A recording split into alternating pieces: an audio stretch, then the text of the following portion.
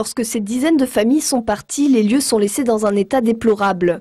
Avouons-le une bonne fois, il s'agit d'un nomadisme fiscal et rien d'autre aux frais des contribuables.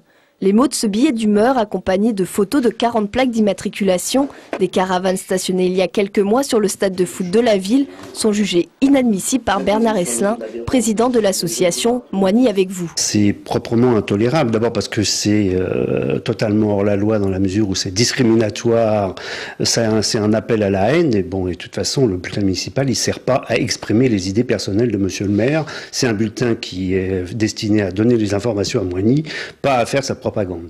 En réponse à cette publication, Bernard, dans son journal, a demandé la démission de Pascal Simoneau, le maire de Moigny-sur-École, bien que rien n'atteste qu'il soit à l'origine de l'article. Certains habitants ont également réagi et écrit à la mairie comme Alain Daguet. Dans son courrier, il exprime sa colère et se dit pris en otage après les propos exposés dans le journal, notamment cette phrase « Il est bien légitime de la part de la population de faire état de sa colère et de la peur que peut susciter une telle situation face aux nombreux cambriolages constatés ces derniers mois ». Ces actions sont soutenues par le président de l'association des gens du voyage de l'Essonne qui dénonce un procédé infâme.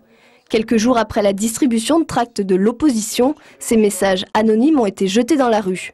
De son côté, la Ligue des droits de l'homme a déposé une plainte contre le maire pour provocation à la discrimination, à la haine ou à la violence, diffamation à caractère racial et atteinte au droit à l'image et à la vie privée des propriétaires des plaques d'immatriculation.